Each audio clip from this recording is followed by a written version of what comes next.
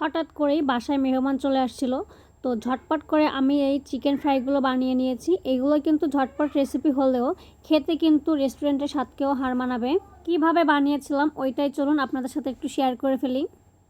প্রথমে আমি এখানে নিয়েছি হাড্ডি সহ মাংস নিয়েছি, প্রায় 1 কাপ মতো হবে আর কি। এরপর দিয়েছি অল্প একটু গোলমরিচের গুঁড়া আর হাফ টেবিল চামচ আদা বাটা, হাফ টেবিল চামচ পরিমাণ রসুন বাটা, 1.5 টেবিল চামচ পরিমাণ দিয়েছি শুকনো ঝালের গুঁড়া আর 3 টেবিল চামচ দিয়েছি কর্নফ্লাওয়ার, পরিমাণ মতো লবণ, একটু সয়া সস আর অল্প একটু দিয়েছিলাম লেবুর রস। সব শেষে একটা ডিম ভেঙে দিয়েছিলাম আর ডিমটা দেওয়ার পর আমি এগুলোকে খুব ভালো করে মিশিয়ে নিয়েছি। আর ম্যারিনেট করার পর প্রায় 10 মিনিট মতো আমি এটাকে রেস্টে রেখে দিয়েছিলাম। চিকেনগুলো ম্যারিনেট করার পর যদি বেশি টাইম রেস্টে রাখা যায় তাহলে সবচেয়ে বেশি ভালো হয়, মানে মাংসের সাথে মশলাগুলো খুব ভালো করে মিক্স হয়।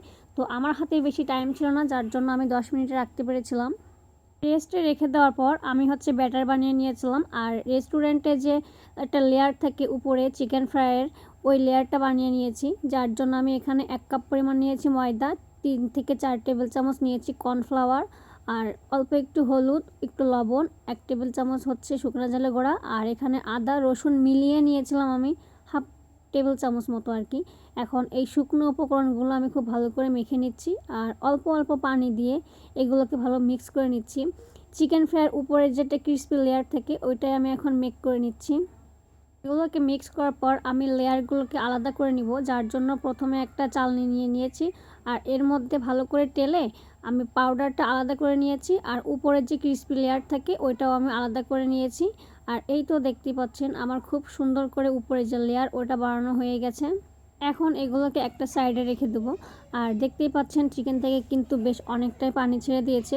তো আমি পানি থেকে চিকেনগুলো আলাদা করে নিচ্ছি আর এই পানির মধ্যে আমি আলাদা করে যে ময়দার মিশ্রণটা বানিয়ে নিয়েছিলাম ওটা এখন দিয়ে দিচ্ছি আর অল্প অল্প পানি দিয়ে মিক্স করে একটা স্মুথ ব্যাটার বানিয়ে নিচ্ছি। এই ব্যাটারটা কিন্তু একেবারে পাতলাও হবে না, একেবারে ঘনও হবে না, মিডিয়াম টাইপের একটা ব্যাটার হবে। এখন এর মধ্যে 1 পিস করে চিকেন দিব আর একটা চামচের সাহায্যে খুব ভালো করে ডিপ করে নিব। এরপর উপরের যে লেয়ারটা বানিয়েছিলাম ওইটার মধ্যে ভালো করে কোট করে নিব। এটা কিন্তু হাতের চেয়ে চামচ দিয়ে করলে বেশি ভালো হয়। এখন কোট করা হয়ে গেলে এগুলো কিন্তু রেখে দেওয়া যাবে না, সাথে সাথেই কিন্তু তেলে ভেজে নিতে হবে। এগুলোকে কিন্তু হাই হিটে ভাজা যাবে না, হাই হিটে ভাজলে কিন্তু উপরের লেয়ারটা পুড়ে যাবে, খুব তাড়াতাড়ি ভাজা হয়ে যাবে আর ভিতরের চিকেনগুলো কিন্তু ভালো করে সেদ্ধ হবে না। তো এখানে আমি লো টু মিডিয়াম হিটে সবগুলো চিকেন ভালো করে ভেজে নিয়েছি। আর তো এভাবে করে কিন্তু আমি সব চিকেনগুলো ভেজে নিয়েছি। আর এই তো আমার সব চিকেন ফ্রাইগুলো ভাজা শেষ। এগুলো কিন্তু এখনও বেশ অনেকটাই গরম আছে। এখন একটা চিকেন ফ্রাই আমি একটু ভেঙে দেখিয়ে দিই যে ভিতরে মাংসটা সেদ্ধ হয়েছে কি। তো দেখতেই পাচ্ছেন ভিতরে মাংসটা কিন্তু খুব প্রপারলি সেদ্ধ হয়ে গেছে আর এটা কিন্তু সসের সাথে খেতে বেশি মজা লাগে, সস ছাড়াও কিন্তু অনেক মজার। তো বাড়িতে যদি মেহমান আসে বা ছোট বাচ্চারা যখনই হুটহাট করে চিকেন ফ্রাই খেতে চায়, তো আমি ঠিক এভাবে করেই কিন্তু চিকেন ফ্রাই বানিয়ে থাকি, অনেক মজা হয় খেতে।